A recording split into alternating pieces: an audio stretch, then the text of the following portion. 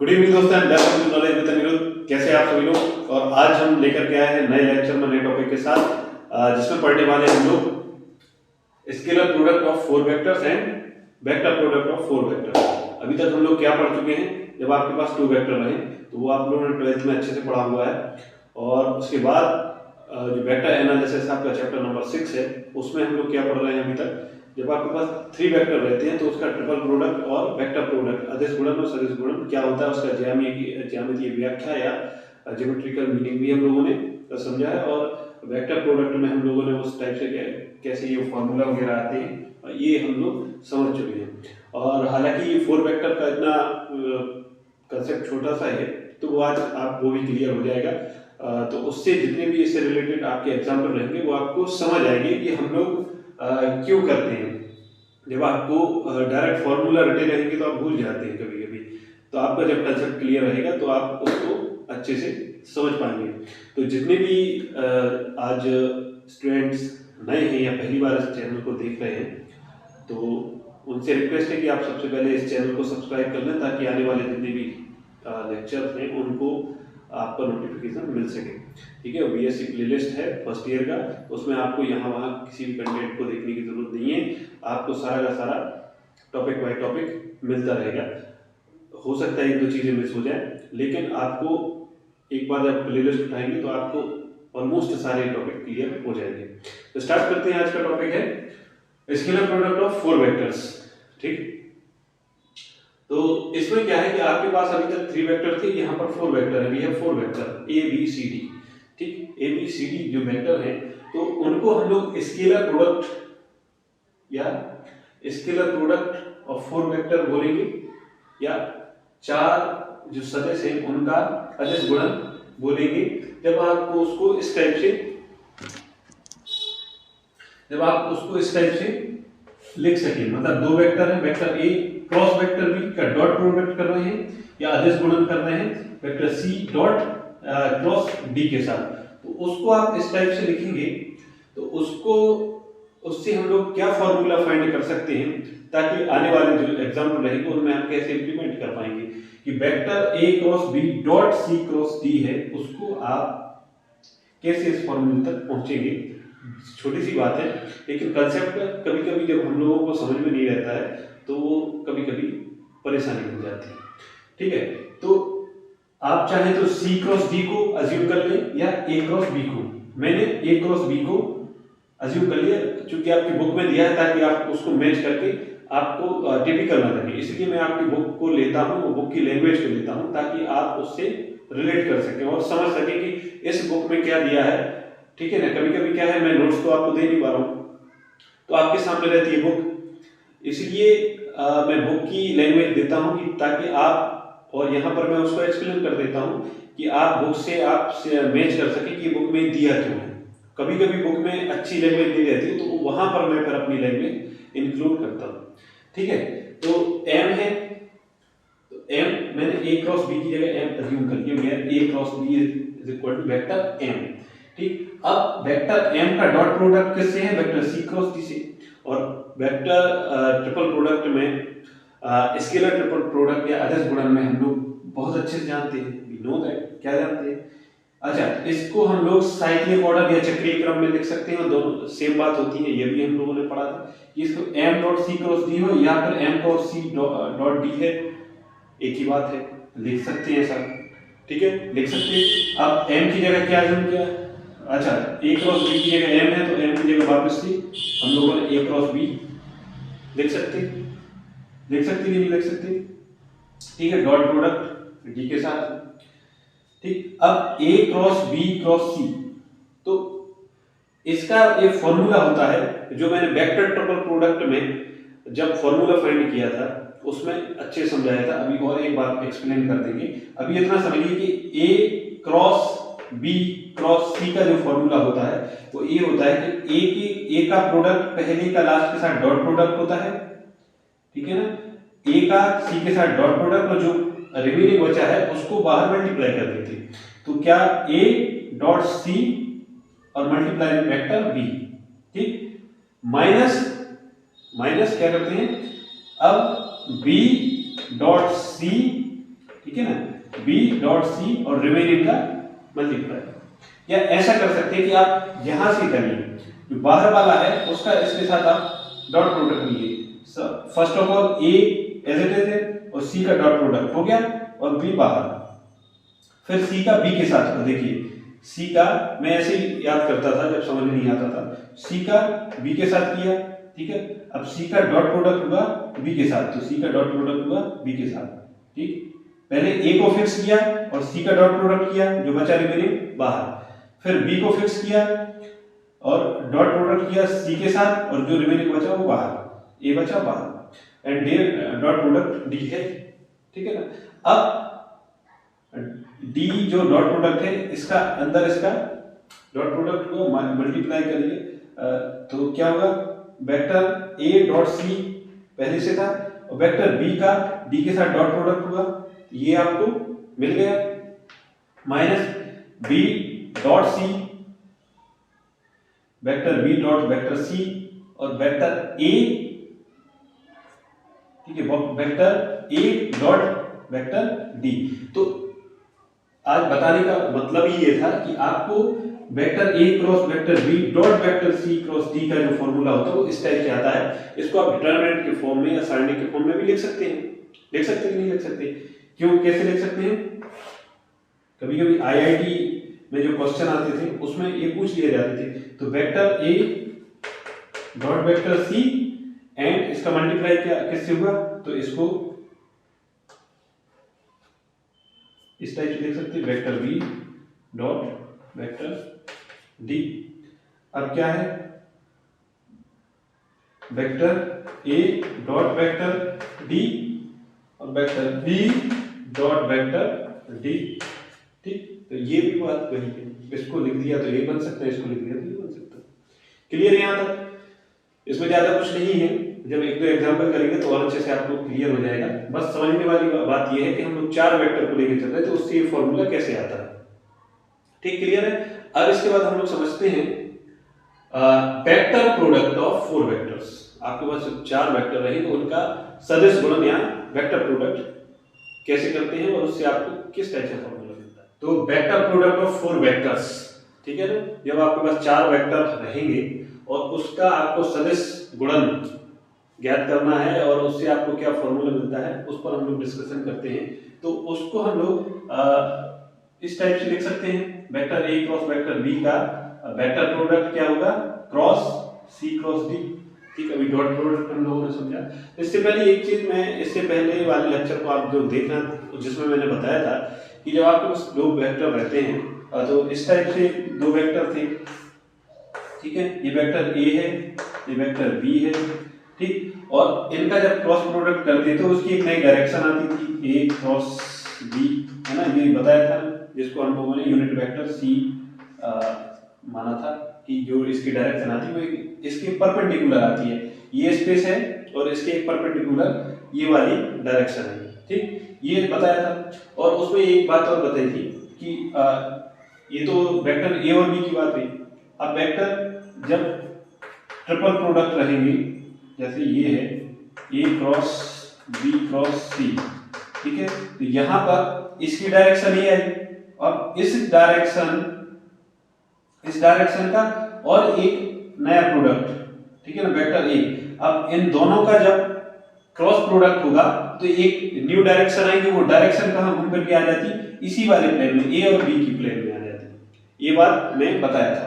तो यहां पर 4 वेक्टर हैं तो यहां की एक इसकी डायरेक्शन आई होगी, ठीक, ए क्रॉस बी की डायरेक्शन आई होगी और एक सी क्रॉस डी की भी आई होगी, ठीक। तो ये जो ए क्रॉस बी है वो सी क्रॉस डी पर क्या है, परपेंडिकुलर है, सी क्रॉस डी पर परपेंडिकुलर। तो यही बात मैंने यहां पर लिखी है, it is perpendicular A cross B, कौन, C cross D, hence it is lies in the plane of A and B. तो ए एंड बी के प्लेन में जो भी डायरेक्शन, जो न्यू डायरेक्शन आएगी वो ए और बी के प्लेन में आएगी, and hence can be expressed in terms of A and b, ठीक। तो उसको हम लोग लिखते थे ए एंड बी, इस टाइप से लिखा था ना, l m plus m vector b. तो यहां पर ये क्या है, स्केलर है, एल और एम की हम लोगों ने जो वैल्यू फाइंड की थी उससे एक फॉर्मूला बना था।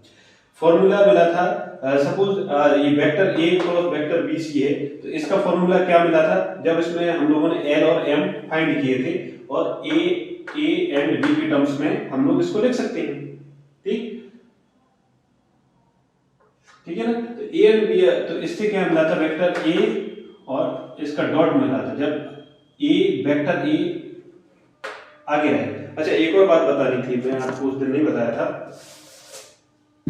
कि vector A cross vector B cross vector C is not equal to, मतलब वेक्टर ए cross vector B cross vector C. ठीक है, ये अलग बात होती है, ये बराबर नहीं होती, कभी इक्वल नहीं होती। ये अलग प्लेन की बात है, ये अलग प्लेन की बात है। ठीक है ना, ये अलग प्लेन की बात है, ये अलग प्लेन की बात है। यहां पर आप देख सकते हैं कि जो वेक्टर ए है वेक्टर बी क्रॉस सी से डायरेक्शन से एक नई डायरेक्शन मिली। यहां पर क्या है, वेक्टर ए क्रॉस बी, बिल्कुल अलग बात है। वेक्टर ए क्रॉस सी से एक नई डायरेक्शन मिलेगी, उसका वेक्टर प्रोडक्ट करेंगे सी के साथ, तो वो डायरेक्शन कहां आएगी, वो डायरेक्शन आएगी वेक्टर ए और बी के प्लेन में। ठीक है ना, यहां पर बी और सी के प्लेन में आएगी यहां की डायरेक्शन। ठीक होगा वही बात, लेकिन ये अलग प्लेन है, अलग प्लेन है। क्लियर है। तो यहाँ इससे फॉर्मूला बनेगा वो अलग है, इससे फॉर्मूला बनेगा वो अलग है। तो इसका फॉर्मूला तो आई थिंक मैं बता चुका हूं। और जब वेक्टर सी सपोज ये पीछे है, तो इससे फॉर्मूला क्या बना था, इससे फॉर्मूला बना था कि ए डॉट बी, इसका फॉर्मूला पहले मैं यहाँ बता देता हूँ। इससे फॉर्मूला कैसे बनाया था, और इसका पूरा का पूरा हम लोगों ने फॉर्मूला निकाल के बताया था कि जो एल और एम की वैल्यू फाइंड की थी, एल क्या थी वहां पर स्केलर थी। ठीक है ना, तो बी और सी को हम लोग एल और एम के टर्म्स में मतलब बी और सी के टर्म्स में लिख सकते थे। वही बात यहाँ बोली है कि ए एंड बी के टर्म्स में हम लोग लिख सकते हैं। क्या बोला, hence can be expressed in terms of A and B. तो यहाँ पर बी और सी के टर्म्स में जब हम लोग लिख सकते थे, तो वहां से आपको एक फॉर्मूला जनरेट हुआ था। वो क्या हुआ था कि इसका डॉट प्रोडक्ट बी के साथ, ठीक है, और जो रिमेनिंग बचा वो बाहर, minus a dot b sorry a dot c, जो रिमेनिंग बचा था जो बी था वो बाहर। ये फॉर्मूला आया था। यहाँ पर ऐसा फॉर्मूला नहीं आएगा बिकॉज ये दूसरा प्लेन है। तो यहाँ पर क्या आएगा, मैंने अभी इससे पहले वाले में बताया है, यहाँ पर उल्टा करते हैं। यहाँ पर ए का इसमें किया, यहाँ पर सी का, ए को एज इट इज रखा और डॉट प्रोडक्ट सी का, ओके, एंड बी बाहर, माइनस अब बी को फिक्स रखा, डॉट प्रोडक्ट किया सी का, ठीक, और ए बाहर। ठीक है, यहाँ पर अलग फॉर्मूला, यहाँ पर अलग फॉर्मूला, बस इतना सा बात आपको समझ में आ जाएगा, तो आप पूरा का पूरा समझ पाएंगे कि मैं क्या बताने का प्रयास कर रहा हूँ। तो एक बार मैं बताता हूँ कि lies in the plane of A and B and has can be expressed in terms of A and B. जब आप वेक्टर ट्रिपल प्रोडक्ट वाला लेक्चर देख लेंगे तो आपके टर्म्स पता आ जाएगा कि मैं ए एंड बी का क्यों बोल रहा हूँ, इसको ए एंड बी के टर्म्स में क्यों लिख सकते हैं। Similarly it can be expressed in terms of vector C and D, because जब ए एंड बी को इसके टर्म्स में लिख सकते हैं तो सी एंड डी के टर्म्स में भी लिख सकते हैं। ठीक है ना, लिख सकते हैं इस पे, क्योंकि क्यों लिख सकते हैं, क्योंकि इस parallel to line of intersection, जब दो प्लेन रहेंगे तो उनके बीच में जो लाइन रहेगी वो इंटरसेक्ट करती है टू प्लेन्स के बीच, which one of parallel to vector A and vector B and other is parallel vector C and vector D. ठीक है, अभी आपको सब समझ में आ जाएगा। अभी आपको इतना समझना है कि इसका फॉर्मूला ये होता है और इसका फॉर्मूला ये होता है। क्यों होता है वो आप जब वेक्टर वाला ट्रिपल प्रोडक्ट वाला आप लेक्चर देखेंगे तो उसमें समझ आ जाएगा कि जब वेक्टर इस टाइप से लेके चलेंगे कि वेक्टर ए क्रॉस वेक्टर बी सी, तो इसको हम लोगों ने वेक्टर बी माना था। तो अब इसको भी, ये भी एक वेक्टर है, इससे भी जो नई आपको मिलेगी क्वांटिटी कोई वेक्टर मिलेगी, तो इसको भी आप कर सकते हैं। तो उससे जब आपको फॉर्मूला जनरेट होगा तो इस टाइप का होगा। इसका मैंने बताया था कि वो इससे इस टाइप का फॉर्मूला जनरेट होगा। क्लियर है, बस यहाँ पर इससे आपको ऐसे फॉर्मूला बनेगा कि इसका डॉट प्रोडक्ट इसके साथ, रिमेनिंग बाहर, फिर इसका इसके साथ, रिमेनिंग जो पहले था वो बाहर कर दिया। ठीक, और यहाँ पर इस टाइप से करेंगे कि ए को फिक्स रखा, इसका डॉट प्रोडक्ट किया, बी बाहर, फिर बी को फिक्स करा, सी का डॉट प्रोडक्ट इसके साथ किया, ऐसे बाहर। ठीक है, याद करने का तरीका बता रहा हूँ, और इसको ये कैसे बना था ये मैं पहले ही बता चुका हूँ। ठीक, तो बताता हूँ मैं, इसको रब कर देता हूँ पूरा।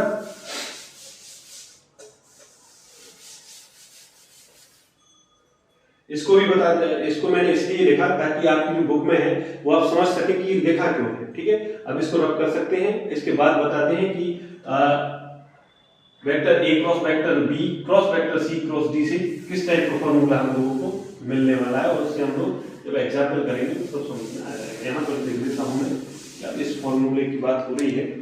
ठीक है, वेक्टर ए cross vector B cross vector सी क्रॉस वेक्टर डी।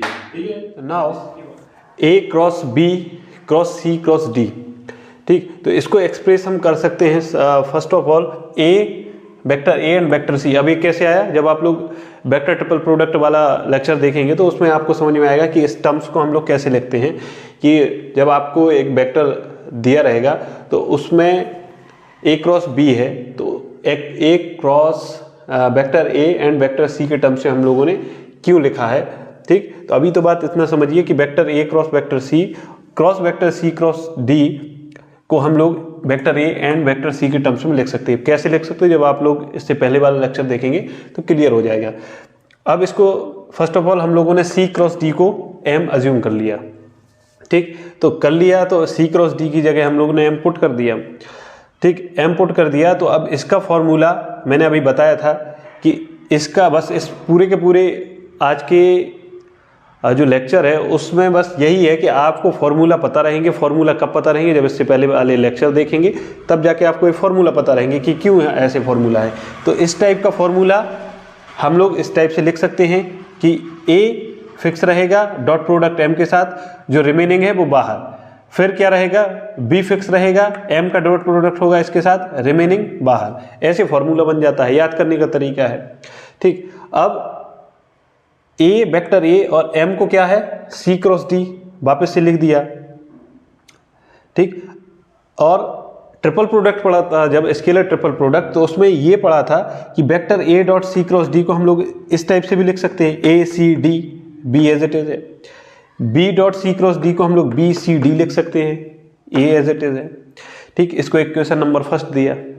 ठीक है, अब इसी प्रकार सिमिलरली ए cross B cross C cross D को अब हम लोगों ने सी एंड डी के टर्म्स में लिखा। अभी ए एंड बी के टर्म्स में लिखा था, वेक्टर ए और बी के, एंड यहाँ पर सी और डी के लिखा। अच्छा, यहाँ पर देखिए वेक्टर ए और सी के टर्म्स में लिखा, तो यहाँ पर आप देख पा रहे होंगे वेक्टर ए और बी है, सॉरी ये बी है।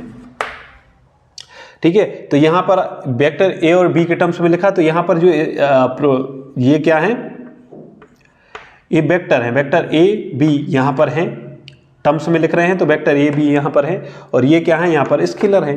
ठीक, ये था, और यहाँ पर सी और डी के लिख रहे हैं, तो यहाँ पर सी और डी हैं, और ये क्या है यहाँ पर इसके स्केलर है। यही हम लोगों ने वहाँ पर फाइंड किया था। ठीक है, तो इसको एक्सप्रेस किया है सी एंड टी के टर्म्स में।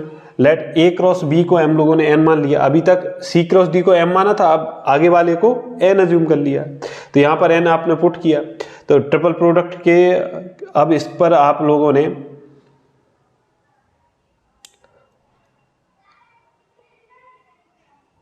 ये क्या है, क्रॉस है ना, क्रॉस प्रोडक्ट है N cross C cross D. यहाँ पर तो कोई मिस्टेक नहीं की ना, नहीं। ठीक है ना, तो यहाँ पर अभी तक ये एम यहाँ से था, तो इसका फॉर्मूला ही बना। अब एन आगे है, तो इसका फॉर्मूला बनेगा एन डॉट लास्ट वाले के साथ डॉट प्रोडक्ट होता, तो एन का डी के साथ डॉट प्रोडक्ट हुआ, रिमेनिंग बाहर। फिर क्या हुआ, एन का जो बाहर था वो अंदर आ गया। बाहर क्या था, सी, तो अंदर आ गया, डॉट प्रोडक्ट हुआ, और जो अंदर था वो बाहर पहुंच गया। ऐसे इसका फॉर्मूला बनता है। जब आगे रहे एन या आगे जो भी प्रोडक्ट रहे, वेक्टर रहे, तो उसका फॉर्मूला इस टाइप से बनता है कि पहले के लास्ट के साथ, फिर पहले का, फिर उसके बाद आप लोग माइनस करके जो बाहर था वो अंदर कर दिया, जो अंदर था वो बाहर कर लिया। ठीक, और यहाँ पर क्या था, यहाँ पर मैं आपको बता ही चुका हूँ। ठीक, तो यहाँ पर एन का वैल्यू आपने क्या रखा, ए क्रॉस बी था, ज्यूम किया था, तो माना। अब डॉट प्रोडक्ट ट्रिपल प्रोडक्ट में हम लोग उसको इस टाइप से भी लिख सकते हैं, A B D C, A B C D, equation number second. ठीक, यहाँ पर इसको रब कर देता हूँ। ठीक, from equation first and second, from equation first and second, तो A cross B C cross D, A cross B C cross D क्या है, दोनों इक्वल हैं, तो ये और ये इक्वल हो जाएंगे। तो क्या हो गया, vector A C D, okay, multiply by vector B minus vector B C D vector ए। ठीक, अब ये इसके इक्वल है, डायरेक्ट मैं इसको इस तरफ लिख देता हूं, तो ये वाला प्लस का यहाँ आएगा तो माइनस का हो जाएगा। Vector A vector B vector D and vector C minus vector A vector B vector C, ये क्या है vector D is equal to क्या हो गया 0। ठीक है ना, ये दोनों ये इक्वल थे, मैंने इसको इस साइड ला करके रख दिया। ये प्लस का था तो ये माइनस का हो गया, माइनस का था तो ये प्लस का हो गया। क्लियर है? तो आई होप आप लोगों को आज का लेक्चर समझ में आया होगा कि ये 4 जो हमारे पास वेक्टर होते हैं उसका स्केलर प्रोडक्ट और वेक्टर प्रोडक्ट से हम लोग फॉर्मूला कैसे फाइंड करते हैं।